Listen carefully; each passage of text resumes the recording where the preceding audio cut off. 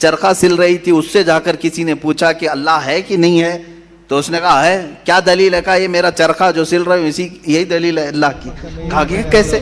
کہا یہ چرخہ، اس سے کپڑے سلتی ہوں، جب تک میں چلاتی نہیں یہ سلتا نہیں، مشین سلتی نہیں ہے کپڑے، اسی سے میں نے یہ یقین کر لیا کہ میرا چرخہ میرے چلائے بغیر نہیں چلتا، تو نظام کائنات پورا بغیر چلائے کیسے چلے گا؟ کوئی تو ہے۔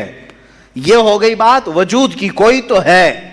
اب آتی ہے توحید کی بات، کوئی تو ہے، اب ہمیں یہ بتانا ہے ایک ہی ہے۔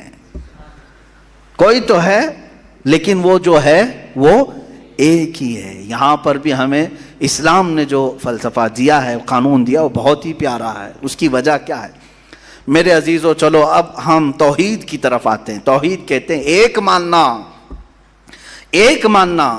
حقیقت میں دیکھا جائے تو دنیا کے اکثر مذاہب میں توحید کا شروع میں درس رہا۔ عیسائیت جو آئی ان میں بھی تھا، بعد میں یہ تثلیث کے قائل ہو گئے۔ یہودیوں میں بھی اللہ کو ہی مانتے، خدا کو ہی ماننا ہے۔ ہندوؤں میں بھی ایک کا ہونے کا تصور کتابوں میں ان کے موجود ہے۔ یہ اور بات ہے کہ انہوں نے ملا دیا، مسالے لگا دیے، الگ الگ ہو گئے۔ خالص جو اپنے دین پر باقی ہے الحمدللہ وہ اسلام ہے آج بھی۔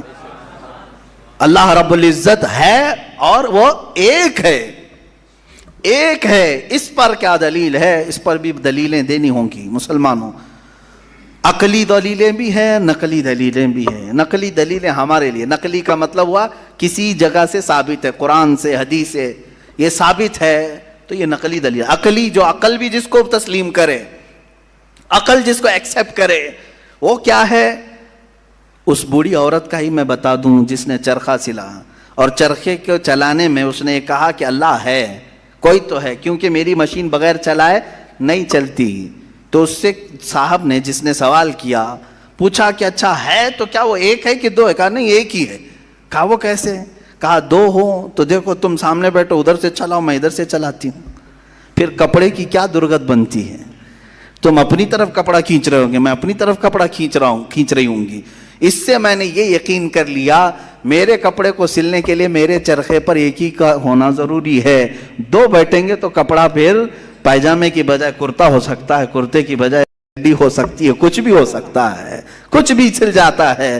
تو دو لوگ ایک مشین کو سلنے جائیں تو نظام درہم برہم ہو سکتا ہے، تو ایک پورے کائنات کا نظام اگر دو لوگ چلانے لگیں تو ایک دن ایک کہے گا نہیں میں آج بارش برساؤں گا، دوسرا کہے گا نہیں میں آج دھوپ ڈالوں گا، تیسرا کہے گا کہ نہیں میں آج چھاؤں ٹھنڈی پیدا کروں گا۔